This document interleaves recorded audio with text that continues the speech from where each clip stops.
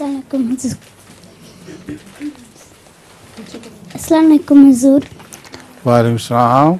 मेरा नाम मलाहत हमीद है और मेरे अब्बा का नाम हमीदुल्लाह खान है और मैं मॉडर्न जमात से हूँ।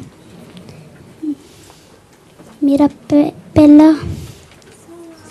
सवाल ये है, क्या सवाल है? हाथों की लकीरें कैसे और क्यों बनी? उनका सवाल है कि हाथों की लकीरें और कैसे और क्यों बनी।